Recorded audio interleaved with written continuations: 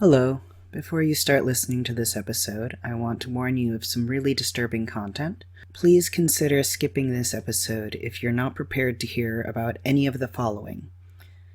Long, detailed discussions of our personal experiences with suicidality and severe depression. Discussions of the mental health care system. Discussions of genital anatomy, sex, necrophilia, sexual assault, extreme violence, genocide, and natural disasters. We won't be offended if you skip this one. It's a doozy.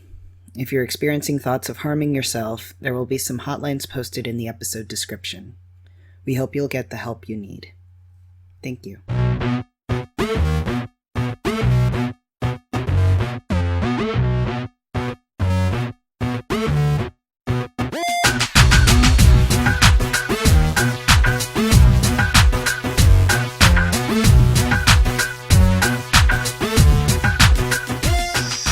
Welcome back to False Dichotomies.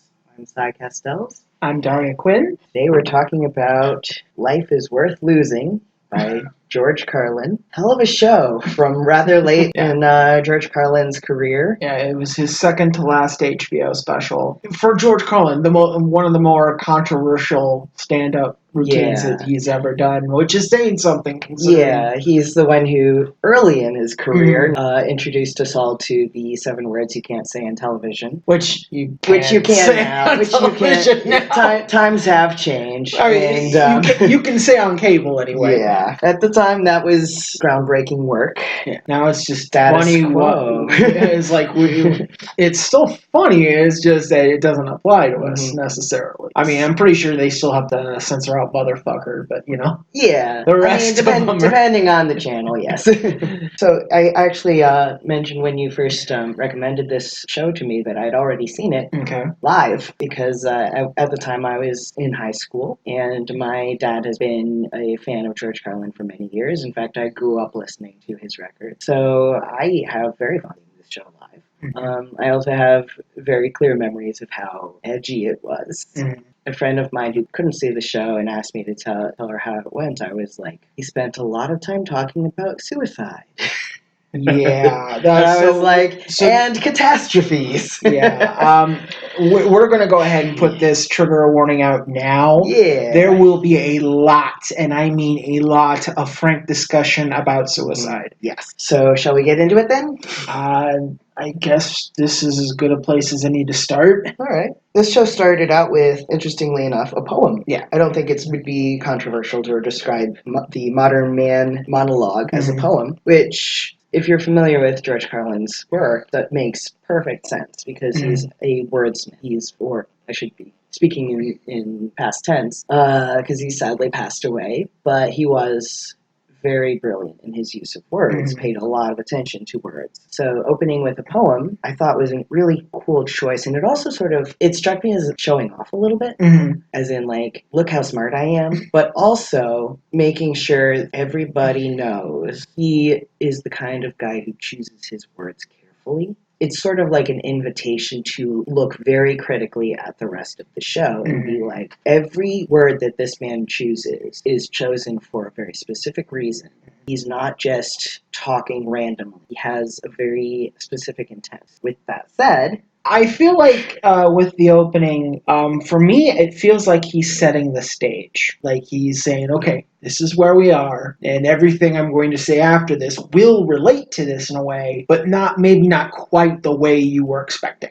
Because you would think, okay, he's doing all this stuff about modern life, then he'd be making millennial jokes, avocado toast, stuff like that. I think this was before avocado toast was a meme. but that's what I mean. You would think that would be the routine, and instead it's not. Turns out to be an exploration of the worst of humanity.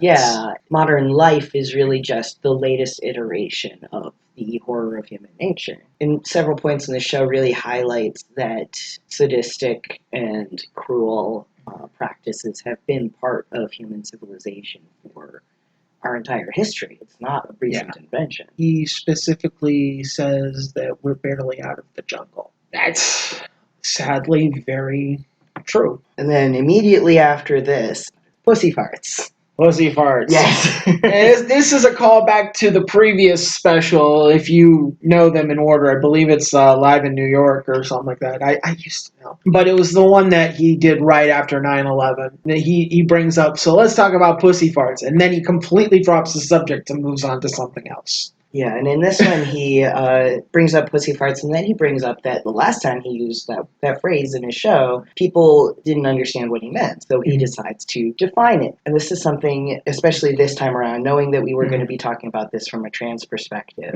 he's defining it as a straight cis man talking to other straight cis men, even though his audience is very diverse. He's beloved by people of all genders, of all orientations, but he definitely comes at his comedy from a straight cis male perspective. And this is like the perfect example of that. Anatomy and vaginal function. But he's talking about it exclusively as it pertains to the only way that a straight cis man comes in contact with a vagina, and that is during sex. He says it's when you're making love to a woman, got a little bit of air in there, and he describes it in this delightful way. It's basically the release of air through pressure. Yeah, basically. I believe in one of his earlier shows, he describes the sound as a bilabial fricative, which is where you go, yeah, bilabial fricative. Hey, you learned a new term today. God knows I did. Yeah, I was listening to stuff like that when I was a kid on my dad's record player, and that's another thing that he's known for, is using really intellectual terminology for really crass subjects, and that's something I just get a kick out of, no matter where it's coming from. The problem with this is that if half of his audience actually has a vagina, and he's talking about it in a way that assumes that the listener only comes into contact with a vagina during sex, that's immediately alienating half of his audience. Yeah. Because I don't know if you know this, but you can have pussy farts during times other than during sex. And sadly, most people don't know that. Yeah. Or I should say, most men don't know that. Cis men specifically. So I have a vagina, just coming right out there with that. And would you like to know everything I know about? You know what? You might as well put it out there, because I was originally going to ask myself, not having a vagina. Pretty sure George Carlin being wrong about the simplicity of the effect, but not knowing the details, because I've just never had an opportunity to ask someone who owns a vagina to explain it to me, because it's not the sort of thing you ask people about, I think. All right. Well, I'll tell you, first of all, in order to have a pussy fart, you need to have air in there. And air doesn't generally get in there unless something is getting inserted. So usually during sex, in my experience, I haven't talked to a lot of other vagina havers about this. Right. But when you're sexually active, or if you are regularly putting something in your vagina, sometimes air will get in there in between like thrusts. And if that happens, then it might stay in there until the next time. So he's not incorrect in like making a connection to sex, but he is wrong in saying that like sex is when it happens. It could happen during sex, but it could also happen like the next day or it could happen like afterward when you're in the shower or something like that, and you're washing stuff out, and it's like, oh, there's air in there, better let it out. Okay, now here's a little bit of extra information. Okay. This is not related to pussy farts, but it is adjacent, so I want to talk about it. All right. Sometimes, if you have a vagina and you fart from your butt, especially if you're sitting down when that happens, the air can travel through the channel that connects the butthole to the vagina hole, and it feels like the air is coming out of the front of that channel. Okay. But you can tell, because it's your body, you can tell that it's that's where the air is coming from. So that's something that happens, I think, a little bit more, at least in my experience, a little bit more often than actual pussy farts, is the imposter. I think since we're here, it's important to note that especially among cisgender men, there is not only this misunderstanding of women and other vagina bodies and how they function. I remember hearing the term queef going back to like grade school and having no idea what it was, but the only context I ever had was it was used as a term for a smelly girl. I don't know why that was the context I picked up on it, but that I would find out later on is like, oh, those are pussy farts. Okay. Children have a really weird way of understanding sexuality and anatomy sometimes. I remember distinctly when I was in grade school, the first time I heard a description of sexual intercourse, it was from one of my classmates. And the way they put it was that it's like dancing naked in bed, which... all of those things are kind of true. It is a little bit like dancing. It's usually naked. It's usually in bed. But it really does not capture all of what sexual intercourse is. But it did make it so that if I came across a scene in the movie where two people appeared to be doing something like dancing and they were naked and in bed, I was like, oh, sex. That's what they're doing. So, and that actually brings me to the other thing the other mistake that George Carlin makes by failing to take into account the female perspective. And that is, he says that when it happens, both the man and the woman are wondering if they farted. I can guarantee you, if you have a pussy fart and it's your pussy, you know where it came from. And if something farted and you're one of the two parties, you absolutely know that it wasn't you.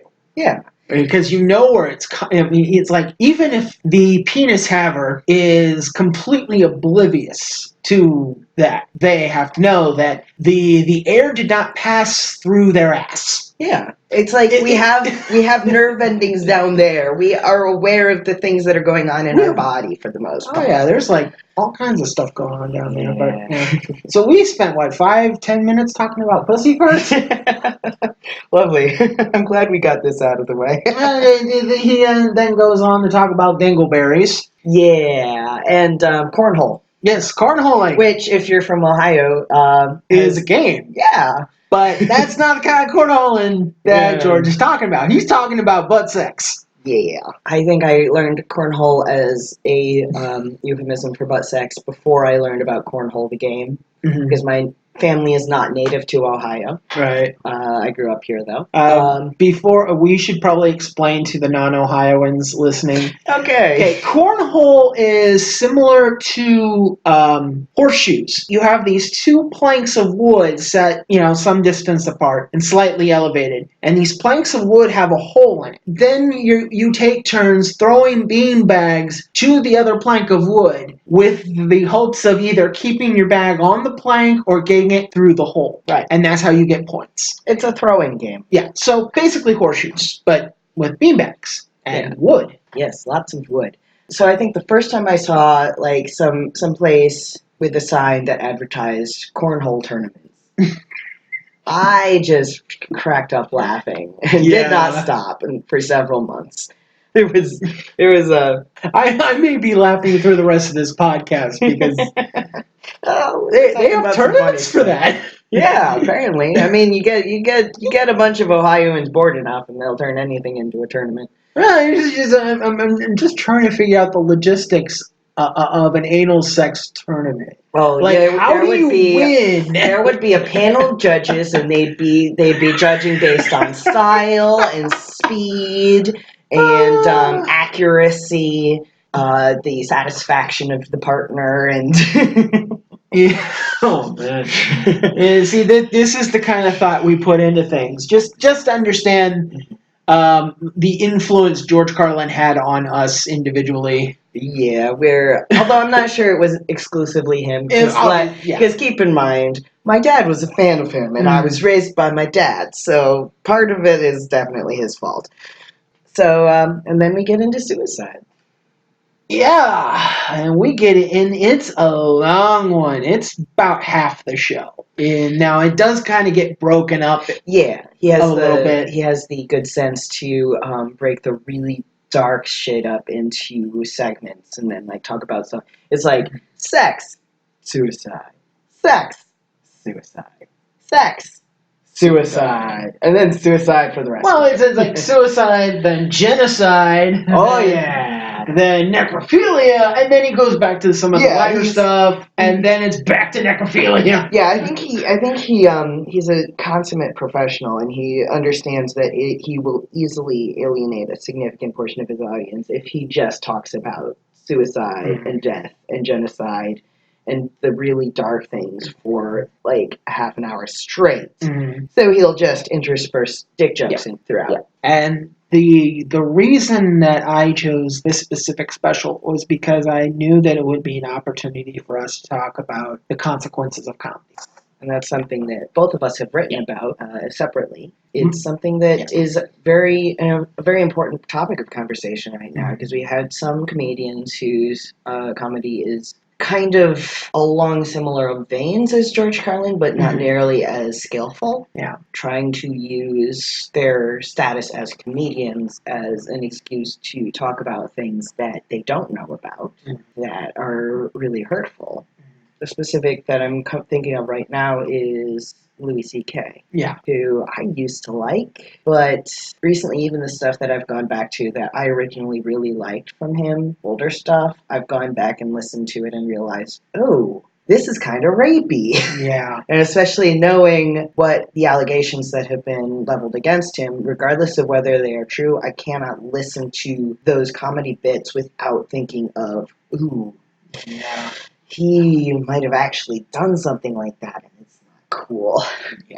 And the thing about it too is this edgy generation of comedians are often saying shocking things for the sake of being shocking. You know, it's sort of like South Park tries to justify Cartman by looking at Archie Bunker back in the All in the Family days and claiming that, oh, well, you know, this is how we can be commentary on these kind of negative subjects. And it's like, well, All in the Family did it much better. And wasn't Archie Bunker, like, all in all, still a halfway decent father and husband? As decent as a sitcom father can be. Yeah, and like, you know, sitcom fathers aren't exactly paragons of virtue.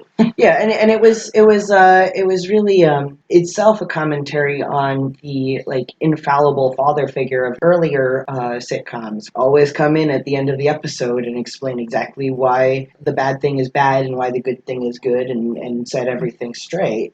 In reality, we have every father is imperfect, and many fathers are extremely imperfect. Archie Bunker had some redeeming qualities, and it was really like, we can be imperfect and still have family members who love us and care about us, and we can disagree with people we care about and still have a working relationship with them. And the thing about Archie Bunker too is he was called out on his shit. Yeah. Pretty much every episode, there was no ambiguity about, you know, which side of the fence he was on and how that should be perceived. Whereas Cartman can sometimes be made into the hero of the story. Yeah, and not only that, but being called out never affects his behavior in any way. If he acknowledges it at all, he will like revel in it and go on to achieve his goals, no matter how despicable they are. Yeah. But back to George Carlin. Yeah. We do these tangents every now and then. Yeah. Here's why I think that George Carlin isn't one of these edgelords who does comedy just for shock value. Because he does spend about half this show talking about suicide. But he does it in a way that I think feels empathetic toward people who are suicidal or who have experienced suicide. And he talks about it in ways that are unusual in, like, the common narratives about suicide. For instance, he really goes into detail about the thought processes, like the planning process, the logistics, the timing. He like really goes into the mind of somebody who's made this decision and is trying to figure out how to actually pull it off. That's a really risky subject to go into. But I think it's something that I personally felt. Here's when I have to talk about my suicide experience. Right. So I have been suicidal more than once in my life. There were two specific times in my memory where I was like actually in danger of carrying it out. And the first time was the summer of 2012. When I was unemployed, I had just gone through a really bad breakup and moved back in with my parents, which was not a happy situation. And also, my dad was very depressed. And also, my brother had just been diagnosed with cancer. The greatest problem that he was facing was that he didn't have money to pay for treatment. The only support that my brother wanted was financial support. Mhm. And I was unemployed. So I kind of felt like a net minus in the world. Like any resource that I used to like sustain my life was taking resources away from people like my brother who actually deserve to stay alive, at least in my warped idea of morality. The thing that kept me from doing anything that summer was that I couldn't think of a method that would be surefire enough. I didn't I didn't want there to be any chance of survival.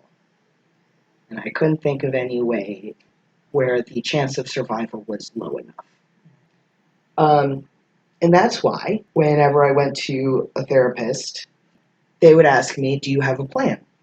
Which is something that people ask when you confess to a medical provider that you're suicidal. One of the questions they ask to sort of gauge your danger level is, do you have a plan? And if you have a plan, that's considered a sign that you're in danger. Well, I didn't have a plan. I was trying my best to think of one, and the only reason I didn't have a plan yet was that I had really high standards. So when George Carlin is talking about like this thought process of trying to think of a method, he talks about like the pros and cons of various methods and choices. That's something that I have actually gone through a lot over the course of many months of my life. I've been suicidal most of my life, and the earliest memory of it is probably around 10 years old. Now, why would a 10-year-old want to kill herself? A lot of reasons. They have a lot to do with family. They have a lot to do with a lot of undue pressure being put on a kid. My dad was very, very staunchly religious at this point in his life. He was hardcore evangelical, and he was practically dragging the rest of the family into the church with him because that's just how he worked. It wasn't like, let's make this appealing to the family. Let's be ambassadors. No, you're going to church now. This is the way it is. Everything changes. Screw you. On top of that, I am put into what was known as the Canton High Ability Program at the time. It was advanced schooling, and I started this in 4th grade. And within actually not even 6 weeks, probably about 4 weeks in, I couldn't handle it. I needed to get the hell out. It was destroying me. I was being bullied, even worse than I was from the previous school. I was being bullied for different reasons. I was being bullied by my own teachers in some cases. And of course, anytime anybody did something to me, everybody turned a blind eye. But anytime I tried to either stand up for myself or get help, I was the one that got punished. I nearly got suspended for school because some kid beat me up on a bus. Ooh, yeah. Okay, Memories. and I had the temerity to kick him off of me and make sure that he didn't try this again. And so that was 4th and 5th grade, and then my parents divorce. My mom goes into the Army Reserve, so she goes to boot camp for the summer. I'm left with my one cousin who completely overwhelmed, has no idea how to deal with kids. I end up being hot potatoed across my family for the next 3-4 months. And then mom comes home, and then a relatively uneventful school year, but then the moves start happening. My mom loses our house. My dad gets our house in a lawsuit, kicks us out, moves in the new family. He got remarried at this point. So new wife, new kids. And the caveat was, well, you could stay here, but you'd have to live with us. Because I'm gonna go with the guy who betrayed me and put this new family in my place. No, I'm not playing that. And so why move probably about 6 times in the next 4 years? And that's a rough estimate. I think it might be more. And everywhere I went, I was the new kid. I was the weird kid. There was no safe place. There was no place where I was accepted or even put up with. And the last place I ended up was in this really small town up near Youngstown called Leavittsburg. And it is a backwards ass small town. These people made it their business to slander and destroy me because I wasn't from there.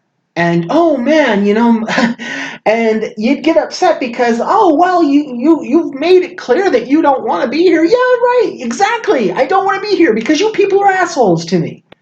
And through all of this, I'm having sort of an up and down relationship with churches where basically everything about me is evil, everything about me is Satan. My dad is telling me that I'm possessed by a demon that's hardening my heart and making me hate him, and if I don't forgive him, then blah, blah, blah, and I'm going to hell. And said the guy who abandoned your family. well, said the guy who stole my childhood home, kicked me out, and moved another family in.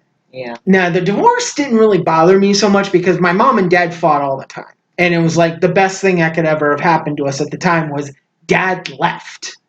And he still to this day doesn't take any responsibility for me. It's amazing I have a relationship with him at all. But through all of this, I'm also going through severe gender dysphoria, but not realizing that's what it is. Yeah, that's... And I remember being 12 or 13. My counselor came to my house along with a caseworker to speak to the family because apparently I think they said we were done. So this was going to be the last session. And I say to my counselor, sometimes I feel more like a girl. And I am told point blank, all boys think that. Bullshit. Great big 20-point font, citation needed. Yes. So I put my gender dysphoria in a box and bury it, like metaphorically speaking. And when you do something like that, and I think you have some experience with this, it's not healthy. So I'm going through all this, I'm having all this gender dysphoria, and I'm on and off suicidal. When you're a kid, you can't go and buy a gun. But by the time I got to 18 and I could, I didn't. I didn't because I knew that if I had one, I would just pull out. I would just go and kill myself. Because that was the one I would feel guaranteed way to get it done. So I made a rule for myself. Never buy a gun.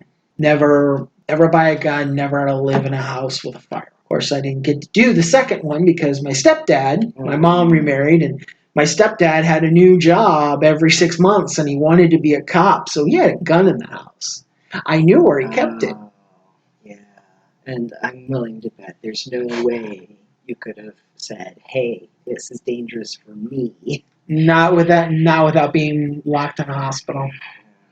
And that's the thing is all of this time I was othered by everyone around me. So if I showed any weakness, if I showed any need for help, if I even gave in to the counseling I was forced into, it was putting an even bigger target on my back.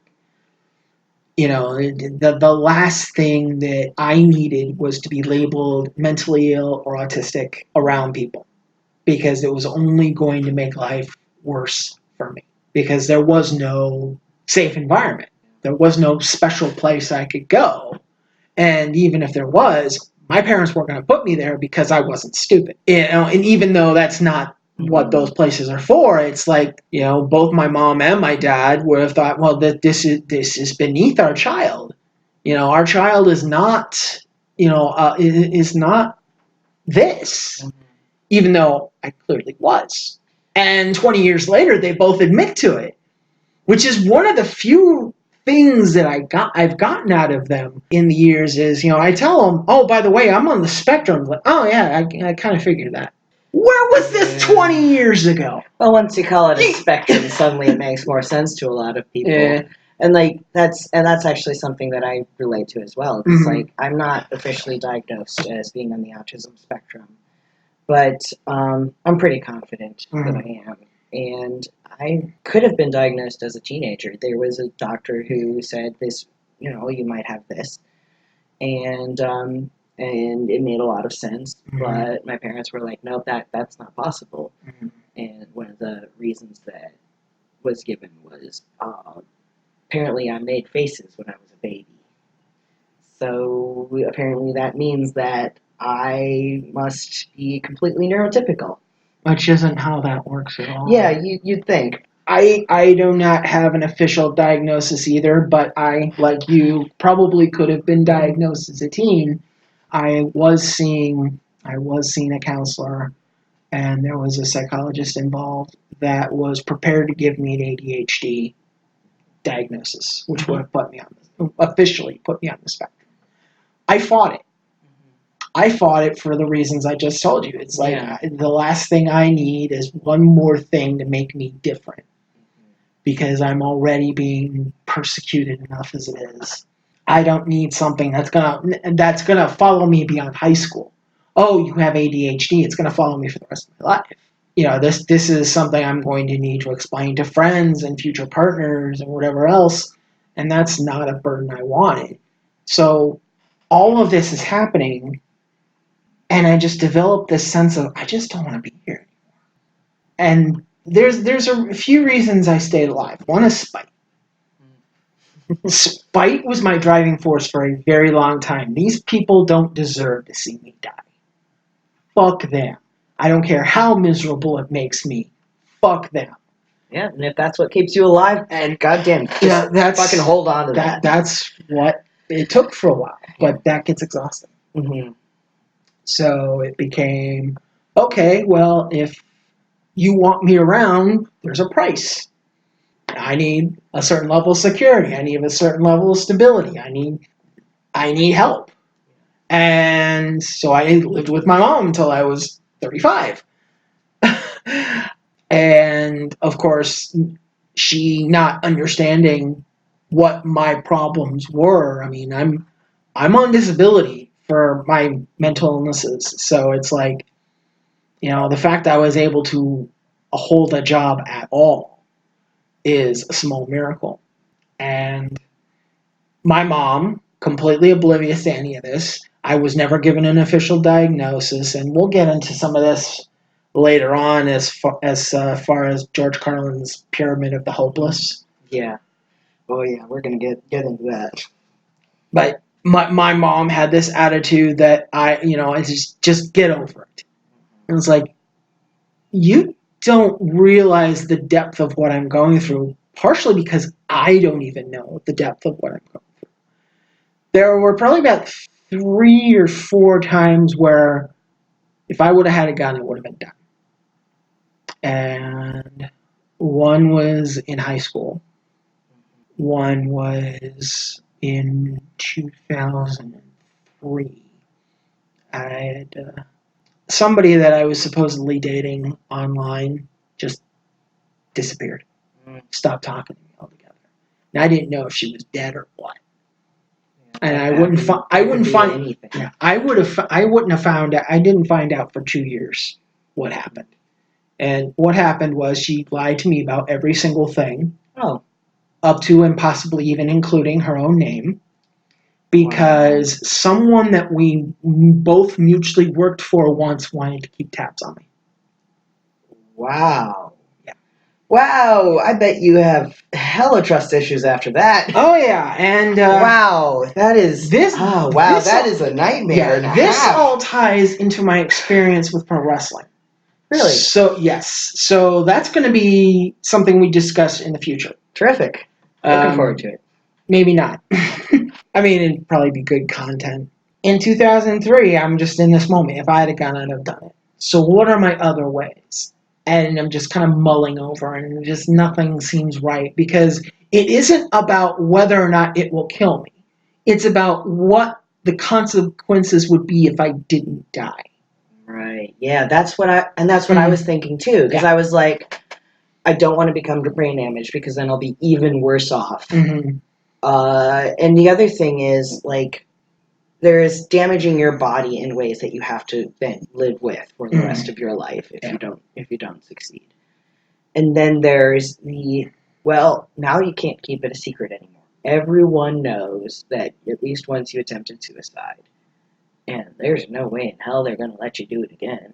Oh, yeah. So, that means all your knives are going to be taken away from you, all your pills are going to be taken away from you, you might get locked up who knows how long. Yeah. And then having to deal with people looking at you differently and talking differently about you for the rest of your life. And that's I know that there are people who have,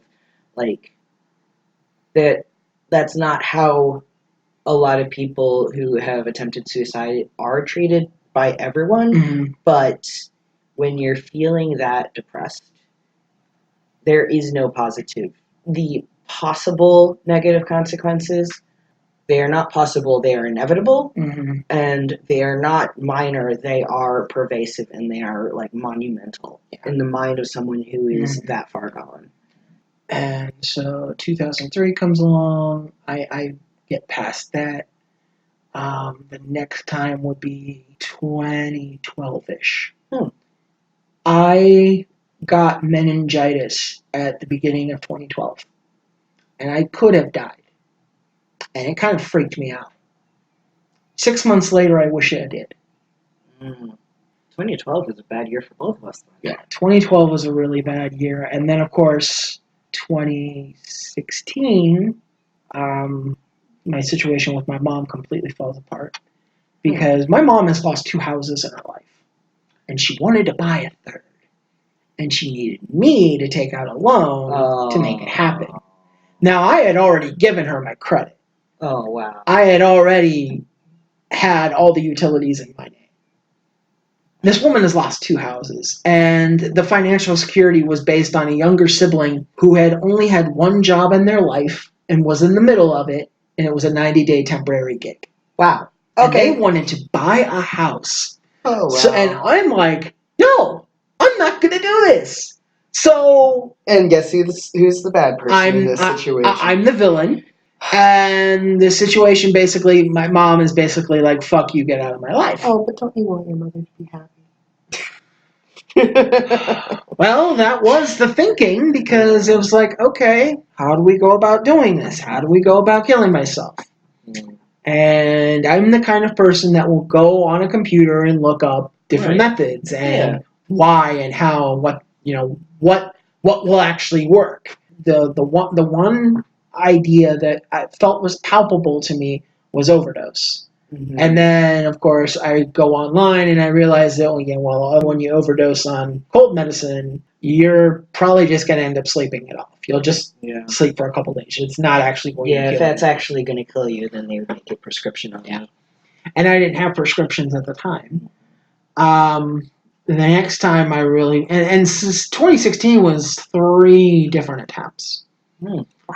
Yeah, there was the first attempt with the cold medicine, which I stopped halfway through because I just realized it wasn't going to do. There was the second desire to attempt, which was right after Donald Trump became president. Oh yeah, there's a lot of that going morning along right there. Yeah. I talked a lot of people down from the cliff.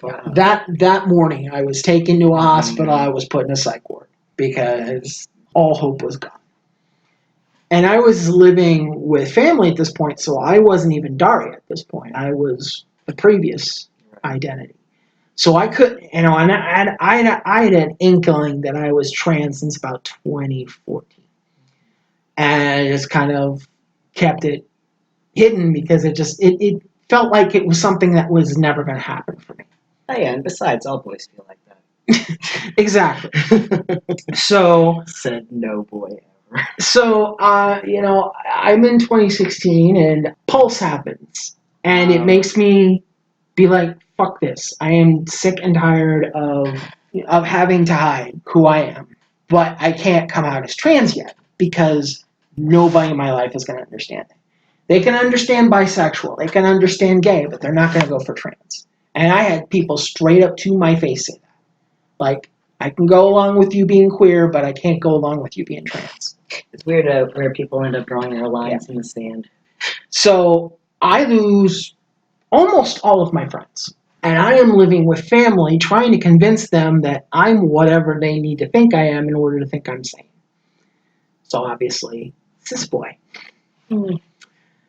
And so I'm in the hospital, and then, oh wait, it was a month before because the third time was Trump. See, this is my shitty memory. Yeah. The first time was in July. The second time was in September, when family put me into the psych. In July, I couldn't get into a psych ward. Right. Yeah. They're like, your Medicaid's from a different county. We can't do anything for you. I told you I had a plan, and you're sending me home with Prozac. Okay. Brilliant. September, they take me in. They actually American take me in healthcare the system, everybody. Yes. And then, of course, I do a 6-week outpatient program, and then Trump is elected president, which is 3 days after I got out of the 6-week program. Yep, gotta go back in. And I'm right back in. Oh, wow. Yeah. And that's 2016. The most recent was 2017. I had been living as Daria for about a month at this point. And I had developed a great emotional attachment to a girl I met through a program. And I was under the false impression that this person was more interested in me than I thought she was. And I took that very hard. You know, I had been able to convince myself that the reason I was always miserable and alone in my life was because I was not living a truth. And then this happens. And it's like, I have no friends. I'm living in a group home now because I can't stand to be around my dad and stepmom and their judgmentalness and whatever else. And being around family is only making me want to commit suicide even more. And then this happens, and it's like, why do I fucking bother? So I went to Alliance on the bus, which is about half hour, 45 minutes from here. And I'm like, you know what? I'm going to throw myself in the traffic. But before I do that, I'm going to call some people. And one of the people I end up calling is my counselor. So I end up in Alliance General.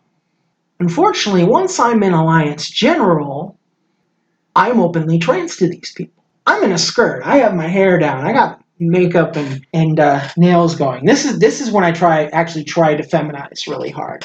And they want me to change into a gown, which is like, no, this is the only proof of my identity that I have right now. Cops had to come and get me because a bus driver had overheard me talking. They end up taking me to this hospital. They want me to change into a gown, but I don't want to change into a gown because they're already not getting my name right. I end up getting pink slip because I refuse to acknowledge my identity. That's why we need training dealing with transgender people in mental health facilities. I ended up getting pink slipped, and the only reason I didn't end up in Heartland, the hardcore mental hospital around where we live, is because they couldn't get a bed open fast enough, and I was already there for 2 days. And I was able to talk them into letting me go, but I needed someone to come and get me. But the ladies that run the group home, we're about to get off. We got to go home and do stuff. I'm like, so you're going to leave me here for another 12 hours? Oh, that'll be fine. When I got home, sitting or laying down triggered me. I could not lay down. I could not sit down for almost a week without getting triggered because of that experience. That's like a whole. I mean, I had to call my dad, and for me to have to call my dad, it's got to be bad then. Especially since I came into this facility wearing a skirt and makeup and pink hair, and I mean, he knew about the hair, but everything else would have been foreign to him. Now, he might have noticed the nails too because I stopped caring about when he. See, I don't do the nails now because it's just too much trouble. I might do them again someday, but I actually had to ask for a pair of hospital pants, which they gave me. Fortunately, my dad has learned not to ask too many questions. Good That's lesson learned. probably the reason why that went as well as it did. But suicide for me is constant. It's a thought that set up shop when I was really young, and I've only just now kind of begun to mute it. Yeah, and that's something that I've had to learn to live with as well, is the knowledge that I'm always going to be some level of suicidal. Mm-hmm. The best I can really hope for, I think, is that, well, I'm gonna die anyway. I've decided to take the scenic route. That's the thing. I sometimes just remembering that death is inevitable Mm-hmm. is the only thing that keeps me going, because I'm like, don't worry. Death will come eventually, Mm-hmm. whether I decide to rush it or not. Right. I may as well just let it come naturally. That sounds like a really terribly morbid thought, Mm-hmm. and that's because it is.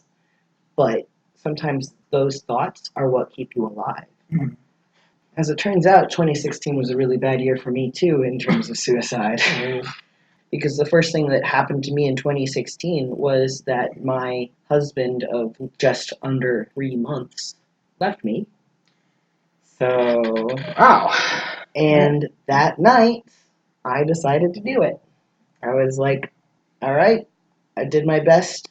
I put everything into this relationship. I'm just gonna give up. We were talking earlier about if anything was gonna kill ya, they would make a prescription. Well, lucky me, I had just been prescribed an anti-anxiety medication, Ativan. I looked up on my phone Ativan overdose effects, and one of them was death. I was like, sweet. I was at the time I was at my friend's house. I was gonna be like, all right, I'll go home, lock myself in the bathroom, and my ex had said something along the lines of that he would be back the next day to talk or pick some stuff up or something like that. And I was like, great, maybe he will find me. Well, anyway, I had this plan, and it was gonna work. I had everything. I had everything I needed. What happened was, before I left to go home, for some reason, I turned to my friend and said, I have a confession to make. And basically asked her to stop me. And I spent the next 3 days under constant supervision. Nope, I didn't get sent to any hospitals or anything like that. 2 of my friends came in from out of town so that I would have supervision. I gave them all of my drugs, all of my knives, basically had someone in my house around the clock. Then after that, I stayed alive by binge drinking. That's something I did quite a bit as well. Yeah. There was about a good 10 years of my life where I was trying to commit suicide via alcoholism. Mm-hmm. But I gave myself too many rules, like I had always done. Yeah. It's like I don't drink at home. I don't drink in the morning. I only drink socially. Now, of course, I drank socially to death, and I would come home, destroyed and throwing up and passing out and all that. But I only did it on nights where I knew that I didn't have to work the next day. So it's like I took all these precautions that probably stopped me from actually killing myself. What I did when I did do it was to such an excess that I probably should have died, but I didn't, and that's kind of scary, it was I didn't have a gun, so I couldn't just get it over with. Overdosing wasn't going to give me what I wanted. Hell, I couldn't even drink myself to death. What the fuck am I doing wrong here? So when it comes to George Carlin talking about suicide, we have this experience with it. And he seems to have a genuine understanding. Yeah, listening to this, what I realized was I I'm pretty sure that George Carlin has been suicidal based on what he says about it here. He doesn't come out right out and say it. He's always talking about it in like third person. He's talking about people who are suicidal, doing this, doing that, thinking this and thinking that. And that's actually a coping mechanism sometimes, is like when you distance yourself from your own experiences and talk about them in the third person or in the second person, anything but first person, it allows you to just for once see it from perspective other than your own. And I think that's really powerful sometimes. It gives you a way out of that mentality. You're still looking at the same horrible thing, but you're looking at it from a little bit further away. The other thing that he does, and this is very, very subtle, and it goes back to what I was saying about poetry and the fact that he has started this show by signaling that every word he uses in this show is very carefully chosen. When he talks about how he could never commit suicide because, and the thing he names as the reason why he wouldn't commit suicide is because he's having too much fun watching all of us in all of our absurd, terrible glory, bizarre human behavior that he describes, most of which is very violent. He segues into describing human behavior in its most terrible, talks about it in the context of telling us why he hasn't killed himself yet. When someone says that they could never commit suicide because they're giving you the thing that they have chosen to focus on instead of killing themselves. They're telling us their coping mechanism. Now, this is my interpretation. I don't know what was actually in his mind when he wrote this. I think that he used, really dark comedy, really morbid fixations on really dark stuff as a coping mechanism for his own depression and his own terrible feelings. And I really felt like that built up to a head in the very end of the show where he talks about this fantastical vision of a disaster that consumes the entire world and everybody dies. And it's wonderful and it's glorious and it's terrible. And this is not even the first time he's done that in an act. Yes. He's very good at imagining really amazing ways of killing everybody. I like it when nature gets its vengeance on us. Or something like that. I almost feel like it's another poem. Because he's talking about, he starts out talking about a natural disaster that turns almost apocalyptic. No, not almost. It is actually apocalyptic. And it ends with this amazing, hopeful image of justice and restitution that is kind of a balm for the suffering. It's like when you go deeper and deeper into this darkness, you can find yourself going all the way through it and finding some light on the other side. But first you have to go through it. I think an important lesson in there about how to work through really dark thoughts. Sometimes you just have to dive deeper into them and find something good in them. This has been fun. Yeah, then you gotta remember, I chose this one. I chose this subject of this, and yeah, we're both wrong. But I think that, we gave you the trigger warning in the beginning because we know that some people can't handle this. Yeah.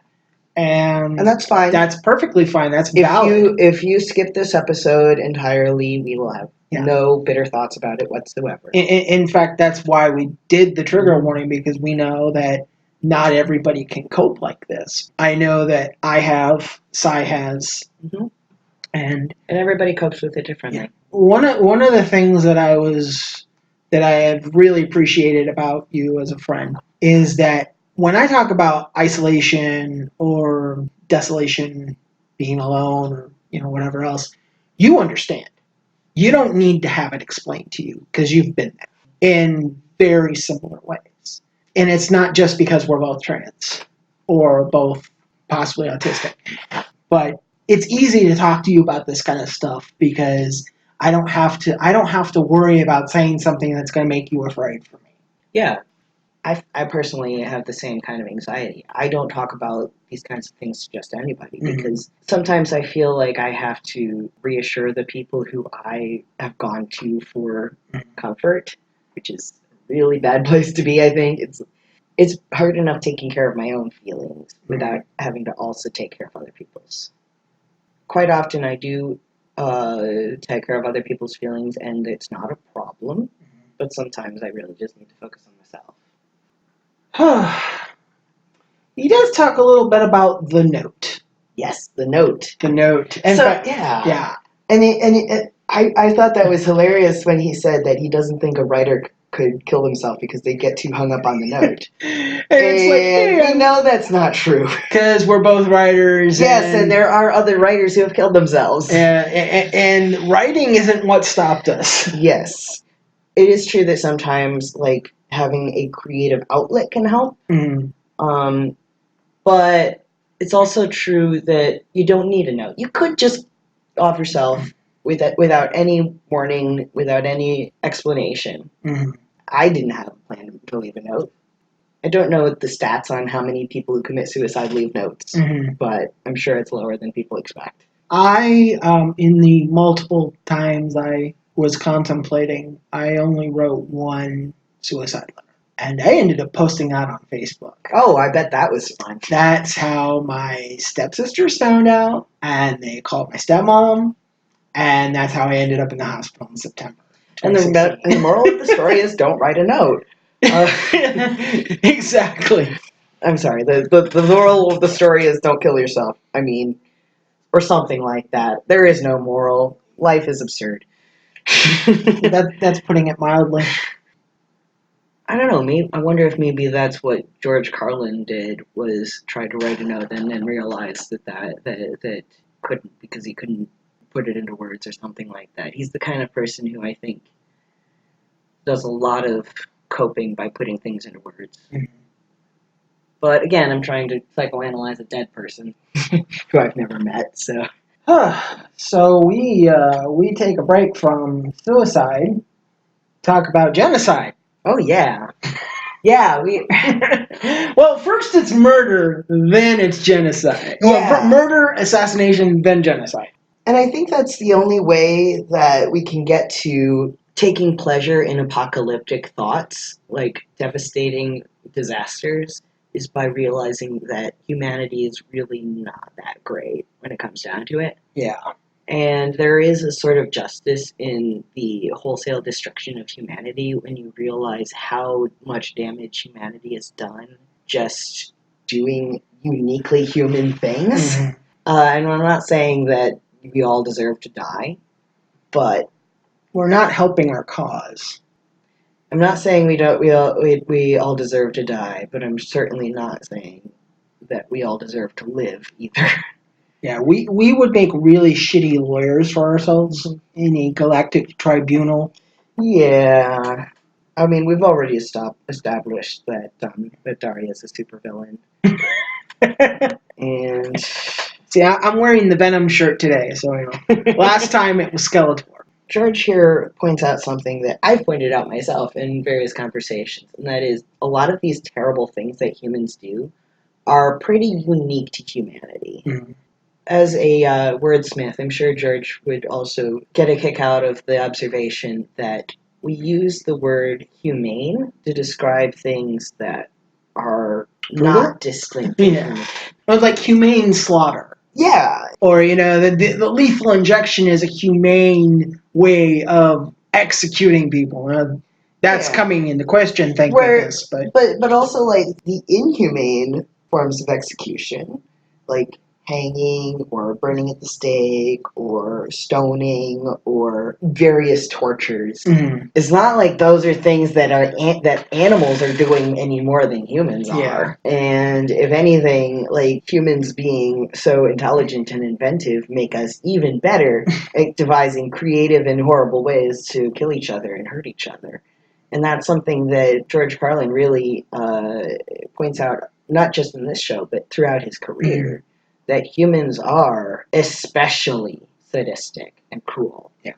I think there's something to the concept of looking really honestly at ourselves and realizing that we're not special, and if we are special, it's not in a good way. So we go from murder to assassination to genocide to mass graves. Mass graves. Americans seem to be so appalled by mass graves, not realizing that we live on one giant fucking Native American burial ground. That's why everything's so fucked up. We pissed off a lot of undead people. Like it said, Americans will kill all the Indians and then name the streets after them. The streets, the cities, the rivers. Yeah, and our sports teams. Yes, indeed. He brings up that, of course there's mass graves. When you kill a whole lot of people, what are you going to do? Dig individual graves? No, you're gonna dig one big old asshole and shove everybody in. It's efficient. One of the very fundamental hypocrisies of especially Western civilization, I think, is that we will not bat an eye at war and genocide, but at the little things that are necessitated by those things, like the mass graves. Yeah, well, later on he asks a question about war, which is, okay, what's more immoral? A bunch of guys getting beheaded for being in the Middle East, contractors in the Middle East getting beheaded, or us bombing multiple hospitals full of children? And this wasn't a rhetorical question. He was actually looking for an answer, and I don't think we have a good one. Yeah, I mean, we have a lot of shitty ones. God knows George Bush had a lot of shitty ones. And that's the thing. This show was during the Bush administration. But the fact is, Bush was not unique among presidents for waging unnecessary war. And just about every president before him for damn near 150 years. Yeah, like, I mean, we have, like, Andrew Jackson on the $20 bill was marching Native Americans across hundreds of miles, many of them dying along the way from starvation or exhaustion, and then packed them all into tiny little reservations where they didn't have the necessary resources to survive and thrive. We had, like, the first several presidents were slave owners. I'm sure there may have been some exceptions, but I'm not a historian, so definitely call me out on that. And we have this, like, unending cycle in politics where it's like, that last president was bad. We got to get a good president in there, and then there's no such thing. Good person in the office, and then it turns out, it turns out being in power makes people inherently corrupt. So let's get that guy out of office and put a new good person in there. Yeah. And then they do the exact same thing. And people act as if we just get the right person in office, everything will be okay. Yeah, when really there is no right person. It's not about who's in power. It's about power. We're just too powerful. America is too powerful. The president is too powerful. The military is too powerful. And it's fucking people up. It's fucking the world up. 2008, the big market crash, almost put not our economy in danger, the economy of the entire planet. Yeah. And the ramifications of that crash are still being felt in Europe that I know of, and I know it's probably happening elsewhere, but I'm aware of how it's affected the European Union, and that's part of why Brexit happened. Sorry. I know I'm an American and I have absolutely no right to make fun of Brexit because of our situation with you-know-who. But yeah, they make fun of us, we make fun of them. But it's like, it's just, wow. It's like nobody thought that through. Nobody thought that through, except possibly Scotland. Scotland voted no. And they got picked over for it. Yeah, Scotland voted to remain. Human sacrifice. Oh yeah, this was a good one. Human sacrifice. Yes. Apparently in about 1500 AD, the Aztecs killed 80,000 people in one ceremony to christen a new temple. Yeah, so citation possibly needed. I know that George Carlin is one of the better researched of the stand-up comedians. But sometimes he does make mistakes, but sometimes I think they're deliberate in order to, like, he knows that people aren't going to like check up on things, but he wants to make a point. But that's going back to what I was saying earlier. He's highlighting the fact that we have always been this way. All that changes is the like aesthetics of it. There's not really that much difference between a mass human sacrifice and a genocide, because you are pretty sure that one ethnic group is destroying your country, so you're going to have to just get rid of them all somehow. Yeah, we still practice human sacrifice to this day, but we don't call it human sacrifice. We call it war.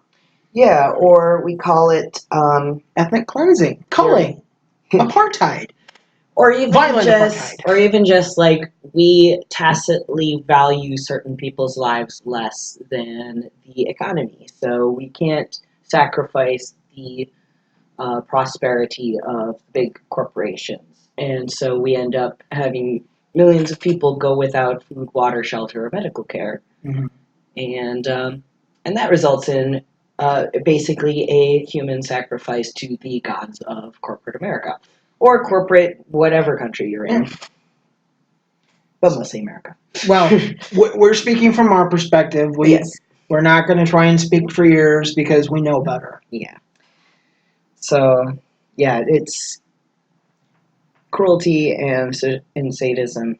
And he actually gets into detail about how it was done, too. It's like you cut the chest open, you tear the still beating heart right out of the chest. It's like a fatality right out of Mortal Kombat or something. Yeah. Or that scene in Indiana Jones in the Temple of Doom where the guy rips the heart out of the chest. Oh, yeah. Another culturally sensitive piece of media. Yeah. Sarcasm. Yes, I do believe that it was made because a movie about Gandhi did better than one of Spielberg, or was it? I don't know. It had something to do with a movie about Gandhi doing really well, and they're like, "Fuck this." Oh, I didn't know about that, but it does make perfect sense. They'd be like, "Hey, you know what? Indians can be violent too. See, we made them violent in the movie that we wrote and directed."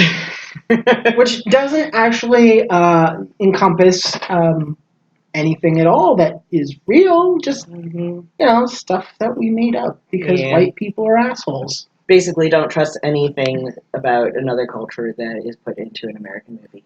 But yeah, your comment about Mortal Kombat though kind of reminds me. Yeah, we still derive a significant amount of our entertainment from cruelty and violence.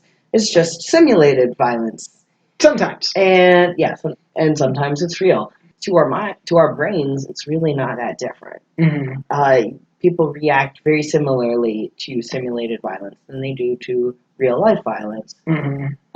So you can't say that you're not a violent person because you're only violent in video games, because deep down in the part of your brain that really enjoys violence, it can't tell the difference. So, yeah, if you were able to do this without consequences in real life, you probably would. Well, there's a lot of things that people would do if there was no consequences to them. Yeah. I think that's the interesting thing about, say, a game like Cards Against Humanity. Yeah. It gives you license to be as terrible as possible. In fact, it's encouraged. So I'm playing this with a group of friends, and a card comes up. Blank wins the Academy Award for blank. Oh, dear. And I have kamikaze pilots and Asians that are really bad at math. Oh! What do you think I played? I won that round. Oh, I bet you did. Oh, I gotta pull up. Okay, yeah. I can't remember exactly what it was, but I know I took a picture and sent it to Asri. Proof that yes, Daria Quinn is a supervillain. And, the only reason I have not conquered all of you yet is because I haven't gathered all 6 Infinity Stones. I'm working on that. I need to find the excellent Cards Against Humanity play that I photographed and sent to our mutual friend. There it is. Okay. Blank. Kid tested, mother approved. Drowning kids in the bathtub. Oh, wow, yeah. Oh, boy. Cards Against Humanity, everyone's favorite terrible game. So yes, we are all absolutely delighted by violence and depravity and Speaking pain of and depravity, suffering. necrophilia. Oh yes, necrophilia. I love thinking about these weird sexual fetishes that everybody agrees are utterly disgusting and yet that hurt nobody. Yeah. Okay, dead person definitely not getting hurt. They're already dead. Mm-hmm. And I don't personally believe that there's any sort of spiritual significance to like treating a corpse with respect. Mm-hmm. I think that's something that we do culturally. I personally would treat a corpse with respect because of the culture I'm in. Mm-hmm. But come on, there's nothing special about that meat as opposed to any other kind of meat. Which the Aztecs took care of with a bit of cannibalism after those 80,000 people. Yeah. And I can't remember if this was where George Carlin brings up the topic of pussy transplants. Yes, Like, well, where actually, he's like, he takes a break and then he comes to pussy transplants later. yeah. So it's like it's an interesting connecting thread because he's talking about people who died young who have perfectly good pussies. And they're going to waste. And they're going to waste. In the ground. In the ground. And it's interesting because he's a straight man again. Mm-hmm. Of course, so when he's thinking of a dead person's pussy going to waste, he's thinking someone could be fucking that. But as trans people, we can think, oh, there's a pussy of a dead person going to waste. Some trans girl could use that as her own. Or, yeah, or, I don't know about you, but I could probably go for a pair. Well, okay. Yeah. I kind of already have some, but it's from me being fat. It's not from me having tits. So. Oh, they're still tits, regardless of where they came from.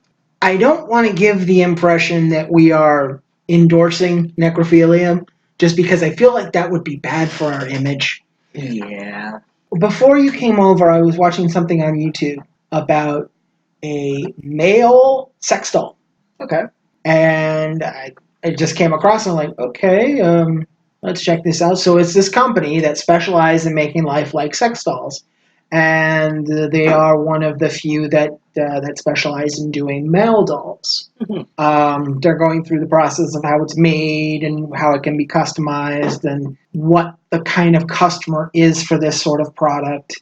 They even talk to a person that owns one who is a porn star who is using the doll as a substitute for a significant other that is not nearby. And she doesn't necessarily want to go through the trouble of Tinder hookups. Right. There's a practical purpose to this. And even the host of the show ends up going home with her own male sex doll. And she talks about it being a unique sexual experience.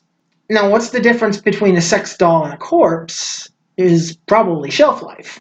Yeah, definitely. Because it's going to be very hard to preserve a dead corpse. Even if you, I guess you can embalm it, but that's still... Yeah, and that's going to leave some really bad chemicals in your sensitive areas. Well, not only that, but it's only going to last for so long, too. Decomposition is inevitable. Yeah, we should probably edit in a trigger warning for this bit, too. Yeah. We're talking about some gross shit.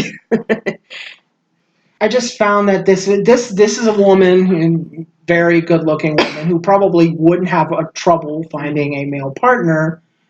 Finding a good male partner, that's a different story, but probably would not have trouble finding a male partner.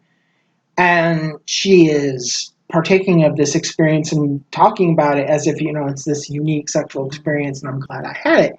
And it kind of flies in the face of the thing that you think of when people talk about sex dolls, which is the lonely incel who has spent ungodly amounts of money for his own fuck doll. And I can't imagine, because the prices they were going on this special were something like $8,000 for a head, $13,000 for a body, like several $1,000s for feet, because they sell a lot of feet and foot fetishists. For these kind of prices, you could buy a car. I'm thinking, like, who has that kind of money to throw around? And I guess it's the convenience of it. That's like, they don't talk, they don't fight back, they don't say no. And they're not. That's kind of scary when you think about it. I think that's also the frightening thing about the prospect of sex robots.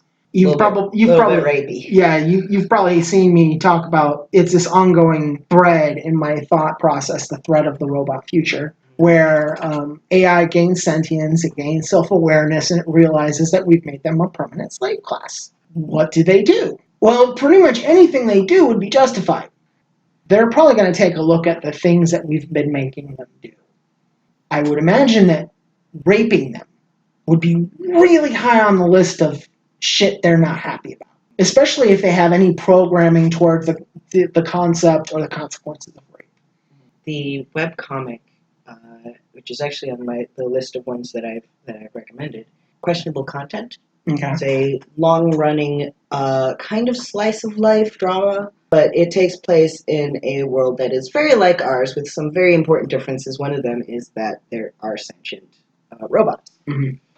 It started out with the main character had a robot companion who is foul-mouthed and dirty-minded and kind of useless, but is also like one of that character's, I wouldn't say best friend, because he's kind of a terrible robot, but a friend and a constant companion in his life. And eventually other robot characters are introduced until there's this fully fleshed AI subculture in this universe that is otherwise very similar to ours. And over time, eventually the creator of the webcomic actually came up with specifics for how the AI are integrated into society, like how they are legally treated and how they feel about their status as mostly subservient to humans.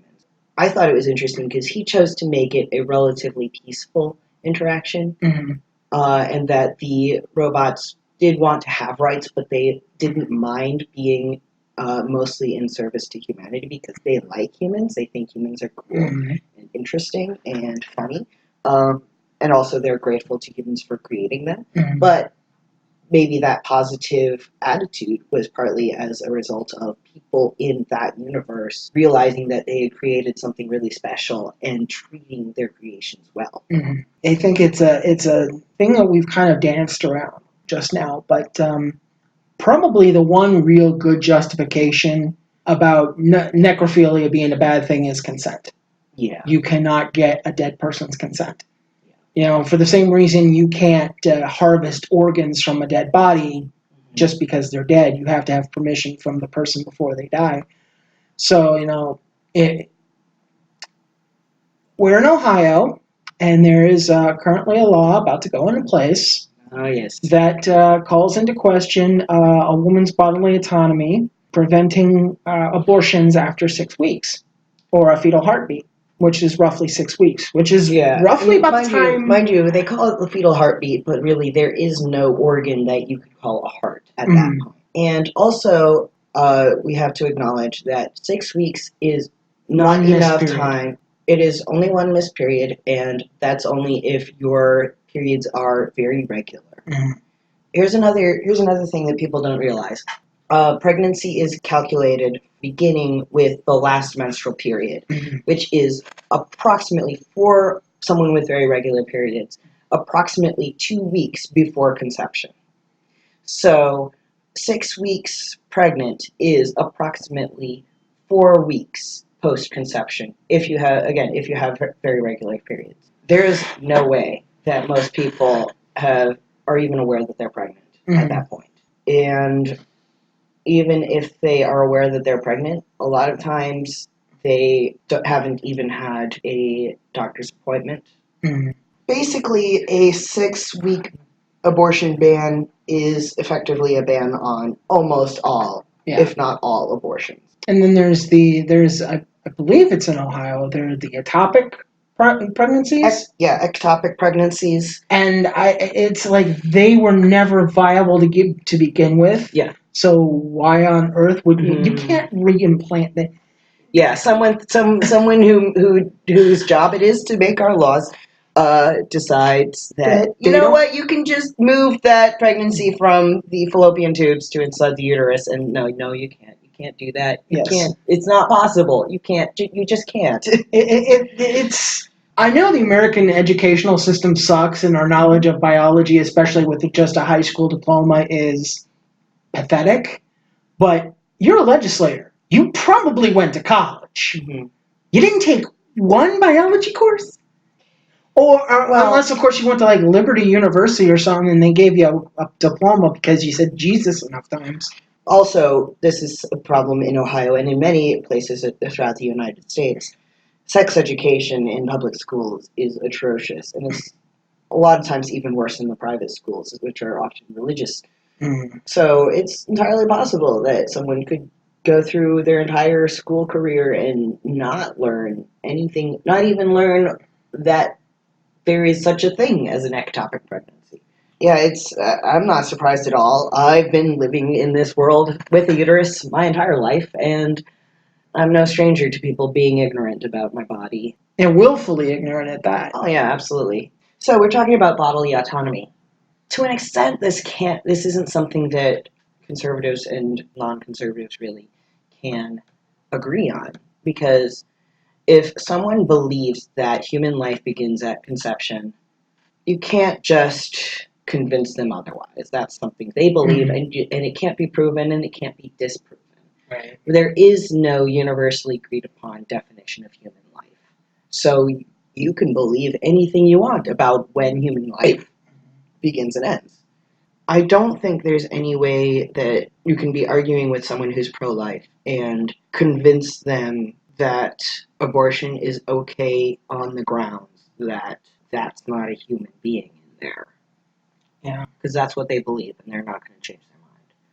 So that's why when I talk about it, I try to focus on I have control over my own body.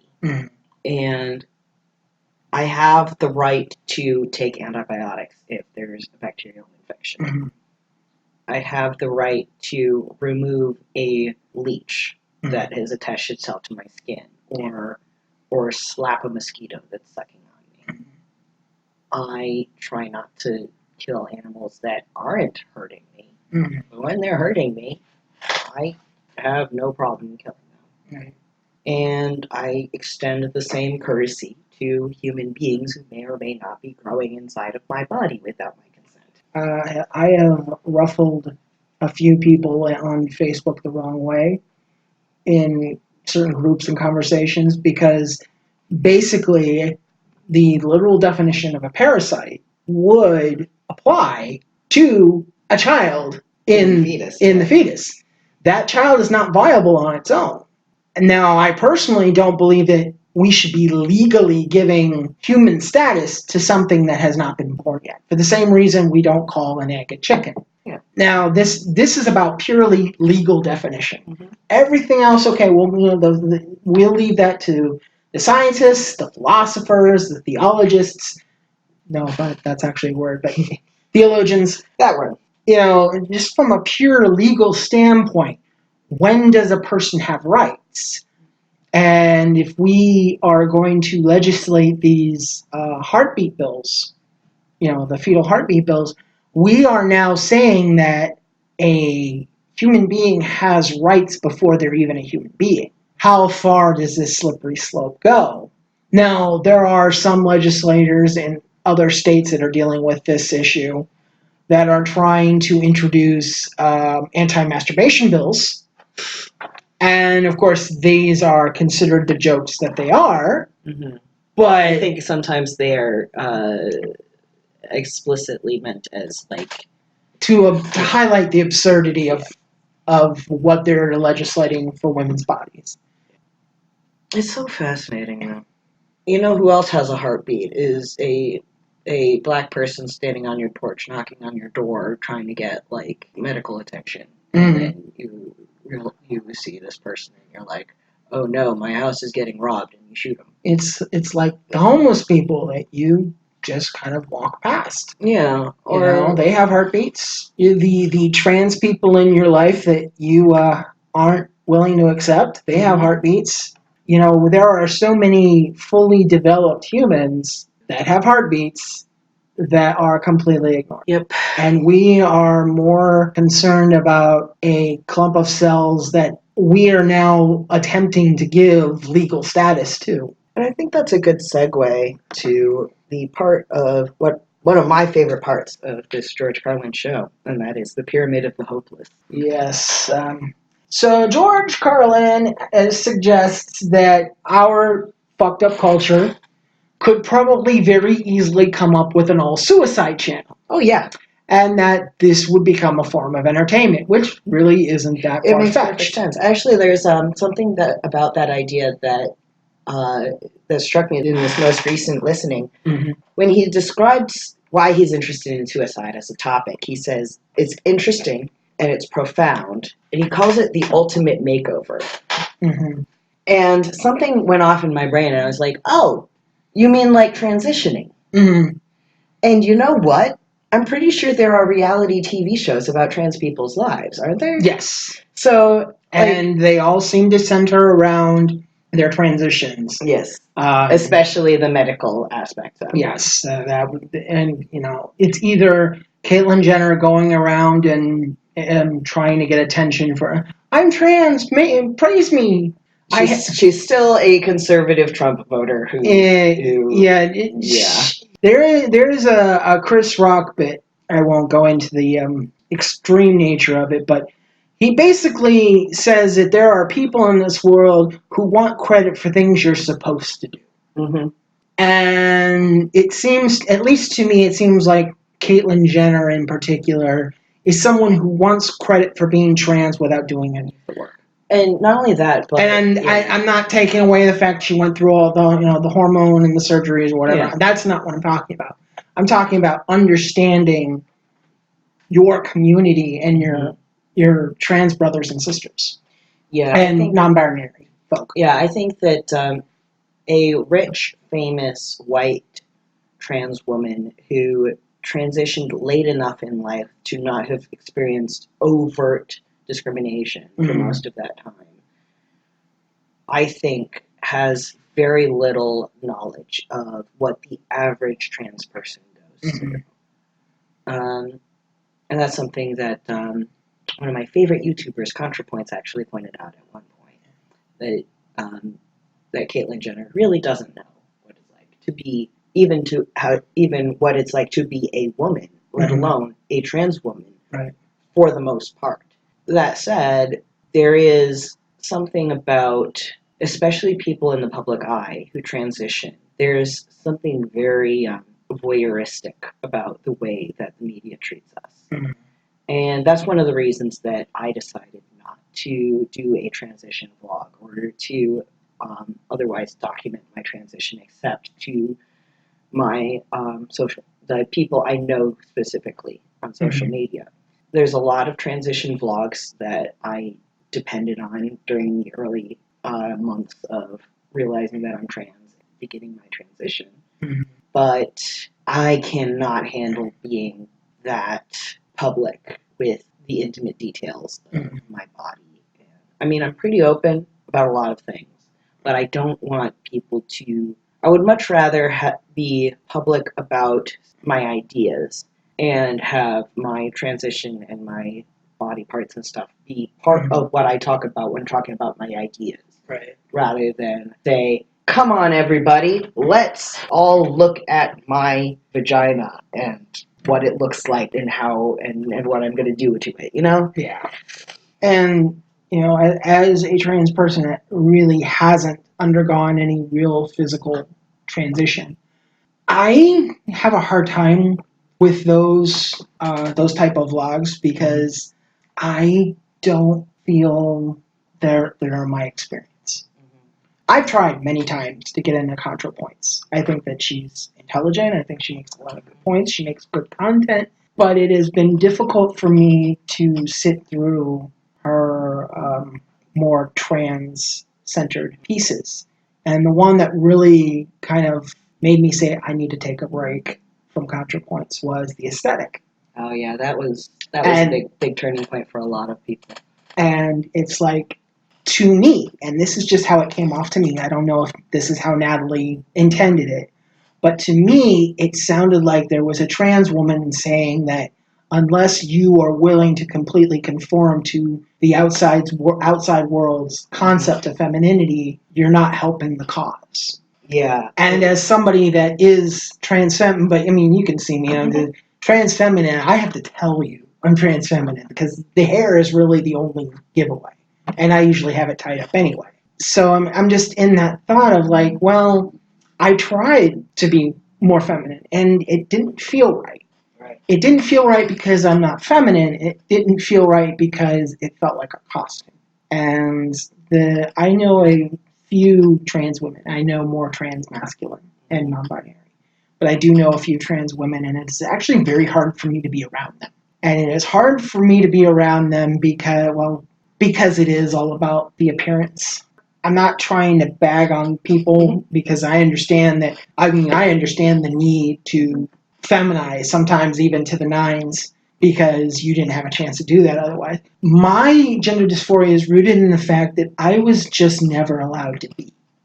Like, I don't know what my interests are outside of what I grew up with.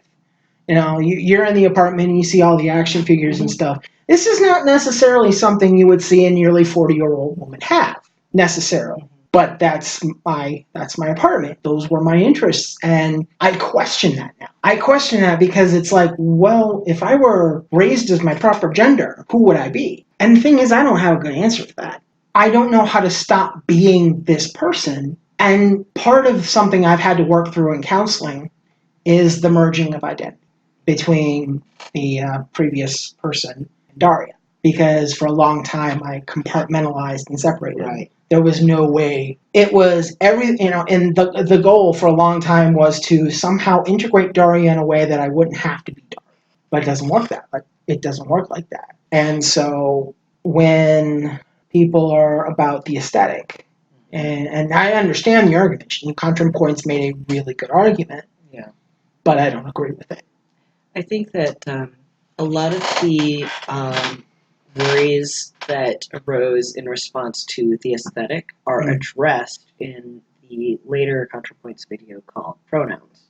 Okay. Where she does go into a little bit more of what she believes about what makes a person their gender and how much of it is aesthetic and how much of it is socially constructed and how much of it is internal and identified. And she really does flesh out a lot of the bones of the argument that were in the aesthetic. So whenever you get to the point where you're willing to go back into it, I recommend Pronouns video. Okay. So yes, back to the Pyramid of the Hopeless and George Carlin, who we were supposed to be talking about this time. So the Pyramid of the Hopeless consists of the people that he thinks could be persuaded to all jump into the Grand Canyon together. Yeah, they're going to keep cameras on their heads, and they're going to keep the Suicide Channel alive. Yes. Note the irony. And they are homeless people, the imprisoned, and he points out that about half of them are probably deserved. Mm-hmm. Which, yeah, that's a pretty damning assessment of our injustice system. Yeah. And there's more cons on the outside than in. And people living on death row. Yeah. So the condemned. And here's the first time where I was like, ew, and that's where he says, the people who claim they're depressed. Yeah. It smacks of the whole get over it, it's all in your head idea. It is an idea that is implanted, I think, more so in older generations than in ours. That depression, it is just like this simple emotional thing, and all you need to do is tough it out, snowflake. Yeah. And our generation knows better because we watched your generation stuff all your stuff into a box, and you became these horribly toxic people that actively advocate for people to die and people to suffer, and it's I got mine, fuck you. Yeah. And we're supposed to be living in a society, society. The whole point of having society was that we all believe on a subconscious level that the furtherment of our species depends on our ability to work together. And yet we keep getting thrown this late stage capitalism, this dog eat dog laws of nature, and survival of the fittest. And it's like when we created society, we put up a middle finger to all that and say fuck you. Yeah. That it's something that is uniquely human, is that we have been working our ass off to defy nature, either tame or defy nature. That's what makes us different from other animals, is that we are stubborn as hell, and we will either control the situation around us or we're going to conquer it. You've probably seen this meme go about, I don't know how to explain to you that you should care about other people. Yeah. And that's the conversation we're having in the US at the moment, is like half the country needs to be shaken really, really hard and asked, how do I make you understand that you have to care about other people? It's infuriating. And when I heard, Carlin go on about all these depressed people, I'm thinking, okay, dude, you just mocked everyone with a mental illness. Yeah, but That's the note. That's even the note I put down here, is they're depressed and mentally ill. Carlin thinks depression is BS and is dismissive of it. Yeah. But I think that now let me make a case for this though. And yeah, I did went ooh from that, but let me try my best to put that into a context. If we accept my earlier interpretation that he is talking as someone who has been suicidal, then he understands what it's like to be depressed. Okay. And part of depression is really negative self-talk. And one of the things that some people do when they're depressed is they will try to convince themselves that they're faking it. And I've gone through that as if the world isn't already working hard enough to make you think that you're faking it. You have to gaslight yourself too. I hate that. Yeah, and so I wonder if that's him opening the door to people to identify with this concept of hopelessness, even if they doubt the sincerity of their feelings. Right. That is definitely not actually in the text of the show, and it's my interpretation. Right. I don't expect anyone to accept that as what he actually intended. Right. But it's the way that I was able to think of that and justify it to myself. And then the last tier is the terminally ill. Yeah, and he does point out that some of the terminally ill are people who could be cured, but they can't afford the cure. Or people who could be cured, but there's no money in finding the cure because the disease is too rare. Which, again, this is a hopelessness of human creation. Just like the people who were imprisoned unjustly, or the homeless people, these are people who were fucked over by society. Well, even the justly imprisoned. Yeah. So okay, you get a life sentence. Okay, you're stuck there forever. You have life sentence, no parole. What impetus do you have to be a good and decent person after that? None. Absolutely. So you're going to be a violent fuck. You're probably going to kill somebody in prison. Yep, and now what you're doing is now you're not only dealing with your own complete loss of hope, you're now taking away hope from people who might be able to get out. Supervillain Daria feels that there probably is a justification for the death penalty for cases like this, where you already have a life sentence, there's no parole, and you kill again inside. Why am I spending the money to keep you alive? Even if it costs more to kill you, why am I keeping you around knowing that you could take hope from other people? And that's something that I think that we don't talk enough about. And I think that we don't talk enough about the conditions of prison that create that hopelessness in the first place. We don't give the life with no parole people a reason to live. Other than, well, you don't want to die because death is bad. But, 23 hours in a solid block cell, 1 hour in the yard, having to answer to a number. I mean, you're completely dehumanized. I mean, there comes a point where you're just like, fuck this. If I'm going to die, I'm going to take other people with me. There's a reason why Carlin went for the period of the hopeless. Because once you lose hope, there's no reason to stay. Yeah. And the reason that you and I have come out on the other side is that we have managed to find a hope, no matter how small it is, even if it's spiting our enemies. There's another thing that I think ties all of these people together, and that is, like, this was a situation in large part created by capitalism. Yeah. Homelessness, obviously. Mm-hmm. Like, you can't have homelessness unless there is some economic force that forces you to justify your right to a home Mm-hmm. with money. Many people in prison are there because of economic disadvantages. They were forced to do crime in order to survive in a world that did not give them the resources to survive otherwise. Right. And not only that, but the prisons themselves are quite often privatized, and the prisoners are being exploited for their labor. Yeah. And legalized slavery. Exactly. Let's just call it what it is. Look it up. Slavery by another name, basically. The depressed, he talks about, like, the fact that we live in a world that has amazing technology and all kinds of abundance, and yet people are still depressed. And the reason for that is because, well, one of the reasons for that is because this artificial prosperity that we have is not what makes us happy. Mm-hmm. And in fact, when you are surrounded by luxury and yet you are alienated from the things that make life worth living, that makes it worse.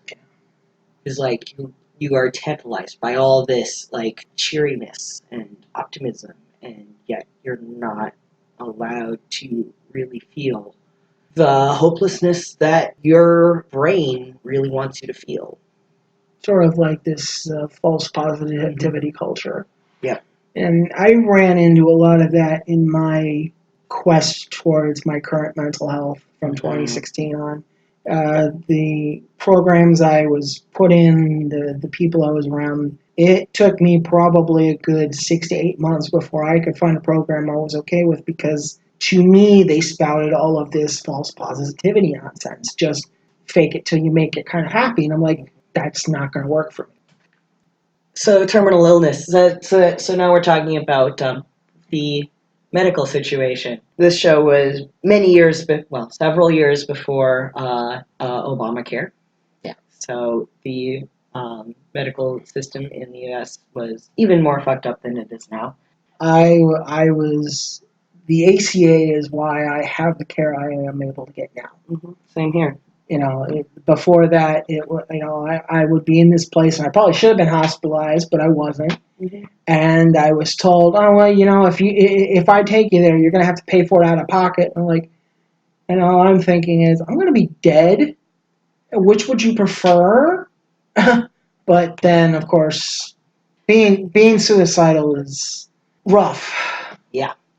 So we have the terminally ill, and Carlin specifically says that many of them could be cured, except for monetary, capitalistic reasons. So, yeah, that's another entire group of people being fucked over by our really fucked up system. And so we're all going to just jump into the Grand Canyon together for television. Yeah, mass suicide on Fox. Yeah, brilliant.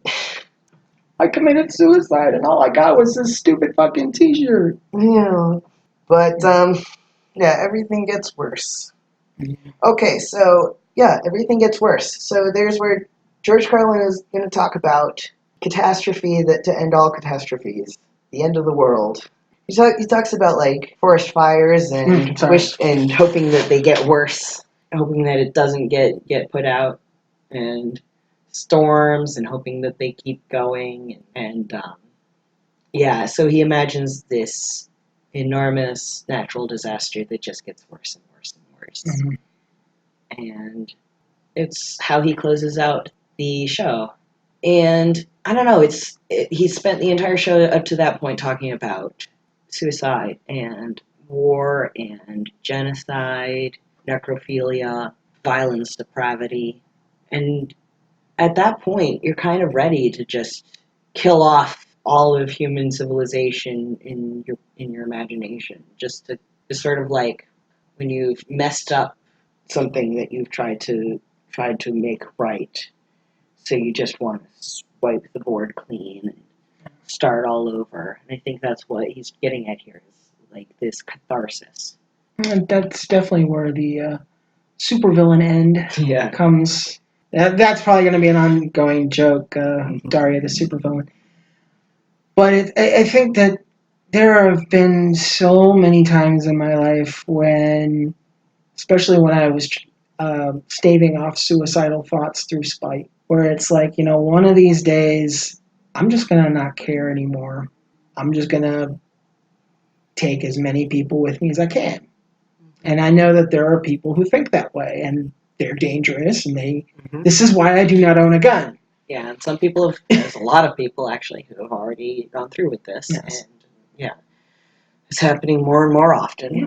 See, the thing is I recognize that this is a problem, and I'm in counseling for this. Yes. See, I did what you're supposed to do when these thoughts are more than just thoughts, when there's something that you actually do feel like, hey, one of these days I might snap and bad things are going to happen. Everybody kind of imagines what it's like to go killing people. It's like that's how we're wired. We're just wired. There's an entire industry of simulated violence to feed into that morbid curiosity. But it's like most of us, it never really goes past just the wanting to play the first-person shooter. Yeah. Some of us come to a point where it's like, the first-person shooter is not going to do it. And there's two paths that you go. You recognize that you need help and you get it, or you become one of these usually predominantly conservative white men who decide, fuck it, fuck everything, fuck everybody, I'm right. Yeah. Isn't it better to do it in your imagination? Well, the evangelical would say no. Well, yeah. But they believe in thought crime, and I do not. Yeah, evangelicals are probably going to get a lot of beatings from me on this show, as are conservatives. I'm very biased in that sense. Yeah. I think that, the feeling might be a little bit mutual. Just a tad. Just a little bit mutual. Now, this is brilliant, though, because, at a certain point, George Carlin's apocalyptic scenario sort of becomes this transcendent fantasy where all of the dead people come back to life, including all the Uncle Daves. And they pool into this whirling vortex of hatred that becomes a black hole, and it collapses on itself and explodes, and now all the Uncle Daves have their own planets, and they're always winning the lottery, and everything's great. Yes. And he basically creates this amazing scenario for all of these Uncle Daves to have this unending supply of gratification and contentment and peace. And that's why I'm like, this ends on a hopeful note. This is this really is swiping the slate clean and creating something new and better. Yeah, I think that's a goal we all have as well. I don't actually want to begin a nuclear holocaust because that's not going to help anybody, and nature's going to do it for us anyway in about 15 years. Nuclear bombs are so expensive. I know. But I do kind of feel like there needs to be some kind of cleansing, but not in a violent way. I think that we need to clean out our brains. We need to clean out the brains. We need to clean out, if you believe in the concept of spirits and souls. Yeah. I know I'm not going to speak for everyone listening, but I do think that, the words I would use for it is I think we need a spiritual cleansing. Yeah, and that's something I can really get behind. And that's what I would really hope for is that, okay, so here's a metaphor for you. Okay. There's not a whole lot of agreement in science about exactly what dreams are or what function they have in our brains. But one of the most compelling ideas I have for what causes us to dream when we go to sleep is that Dreams happen when our brains are asleep and they get flooded with this fluid that washes out all the built up waste products from our cells. And while that fluid is flowing through our brains, it activates the sensory apparatuses and the cognitive functions, and all those things are just randomly firing in our brain as our brain is getting literally washed. And that's when we dream. We are basically hallucinating as a result of our brains getting cleaned out. And then we wake up and we feel refreshed because all of the built up toxins and stuff that have been building up in our brains while we were awake are suddenly washed clean. And I think that's something that we need, like collectively, is to just go to sleep in whatever way is necessary and wash out our brain. Is mutually assured destruction is coming. It's been a long time coming, too. You know, for your Game of Thrones fans, winter is coming. The White Walkers are coming. We're all going to die. I think that's what, like, apocalyptic fiction and apocalyptic myths really get at. It's a starting over. I've never heard of an apocalyptic myth that was the world's just going to end, period. It's always to clear the path for something new and something better. There's always survivors. Yes. Unfortunately, our current landscape has kind of turned me off to apocalyptic fiction. Yeah, it's a little bit too close to home. Because it's just too close to happening right now. It's probably why I'm focused on the threat of a robot future and the potential for the Terminator movies to be real, because it's like the least feasible of the potential ways we could all die right now. Even though our ability to make robots do all kinds of crazy stuff that you would. I came across on YouTube an all-robot metal band. Amazing. And I'm just, and of course it would be metal. Well, but see, that was a thing, was in my whole concept of thinking about how robots would integrate with our culture or integrate and create their own culture. As humans are going more towards digital sound and digital instruments and auto-tune and all of that, I would see the machine culture going towards analog instruments and being drawn to metal and punk and less refined versions of music. It would be like, well, it could be even a parallel for how the machines feel like they've served a purpose and then they're discarded by humanity. It's almost like they're taking these things that are being discarded by humanity and bringing and giving them new life. Now that's an idea right there. And I should be writing books about this. Yeah, you should be. But that's the fascinating thing, is that I don't think that robots are going to go and be like Daft Punk or Deadmau5 or Moby. Well, okay. Hopefully they're not going to be like Moby. No, they would probably be, if robots were to become autonomous and form their own music. I think that it would be something completely different from anything that we've made in the past. Right. Because who wants to make something that someone else has already made? But I think the attraction to the analog instruments, the idea of picking up what humans have discarded, I think that these are conversations that we probably should have, but not right now in focus. We need to deal with climate change right now, because we're not even going to get a chance to create our successors, which is another theory of mine, is that our evolutionary successors are going to be what we built, not what we genetically procreate necessarily. We're building our replacements. And we're not going to be able to do that in time if we don't address global warming and climate change now. Not to say that, we should only exist in order to assure that robots will eventually take over the world, but as reasons to exist go, I think it's one of the better ones. Well, not only that, but say the world does get destroyed in an apocalyptic catastrophe, and we end up with like a fried Earth and then another ice age. What evidence of us is going to be left behind? Probably fossil fuel, by the time there are creatures advanced enough to look for us. Part of the reason I don't want to die is because I like myself, in the sense that I like existing, and I like feeling like there's a purpose to my life, even if it's small. Like, going to see a movie or, doing this podcast with you or, small things, Yeah. I relish in that. And I feel like I want to be able to do that for as long as possible. And then when I can't do it anymore, I want people to remember that I was here doing it.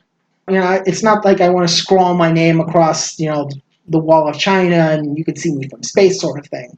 But I do feel like we as a species crave immortality. And there isn't a feasible way to do that beyond our accomplishments. And I feel like sentient machines, artificial intelligence, if that is going to be our evolutionary successors, is sort of the ultimate Kilroy was here. Yeah.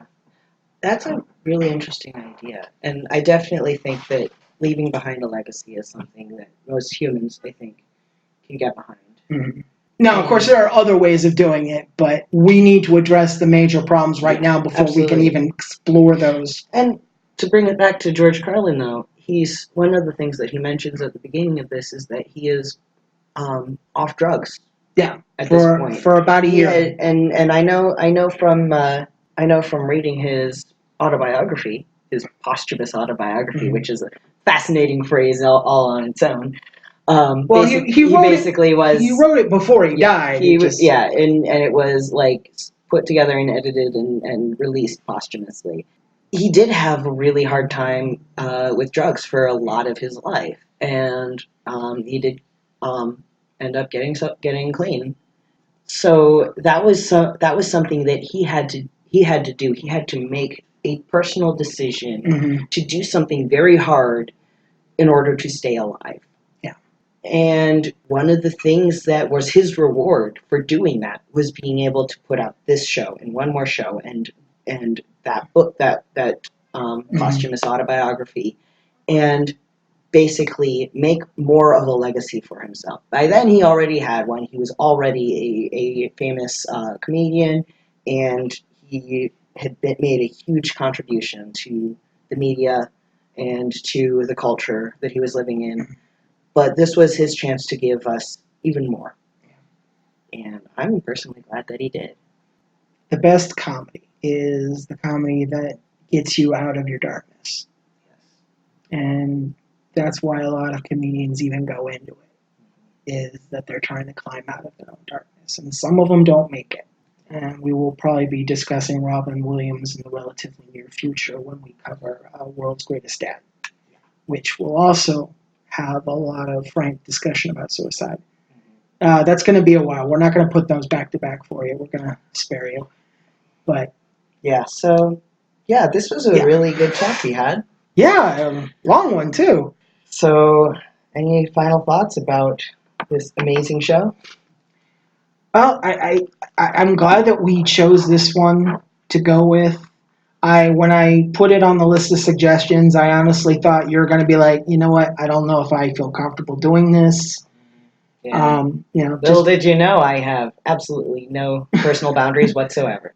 And the thing is like, I knew I was picking this because it was controversial, and I felt like there was a lot we could talk about with it, and I think that we did quite a bit. Yeah. And if there is somebody out there who is dealing with suicidal thoughts, I don't want to give you a bunch of horse shit, but there is a light on the other side if you can get there. There's hope. And there are people that are willing to help, but it may take a very long time to find them. Yeah, I think we'll put some hotline numbers in the description of this episode. How about that? Yeah, and just want to let you know that especially if you are gender variant, I guess that's a good term. Gender non-conforming, trans. Yeah. Non-binary, whatever it is. And there are not a lot of examples of your experience in the media or even just in the culture, and you are thinking, you've had this thought, but you couldn't put it into a word, or you didn't know how to explain it even to yourself. There is an entire world waiting for you that has absolutely nothing to do with the confines that you're in. There's a And way out. There is a way out. Keep looking. There is a world for you. However, I am also going to say that if you do choose to end your own life, that I feel like I can respect that as well, No because shame. I don't want you to feel like I'm telling you anything that isn't true.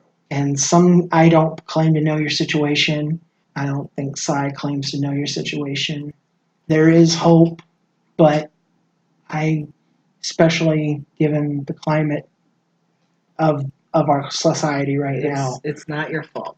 it's not your fault, It's nothing to be ashamed of. and it's not selfish. That said, I personally think there's a lot of reasons to live. It's up to you, even though Life is worth losing. life is worth losing. They both can be true at the same time. We're taking the scenic route. Yeah. It's a lot more interesting. So with that, I am Dorian Quinn, I'm Cy Castells.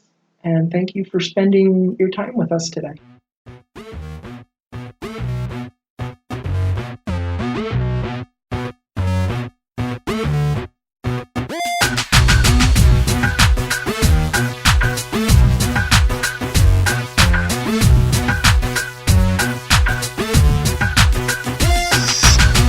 You okay?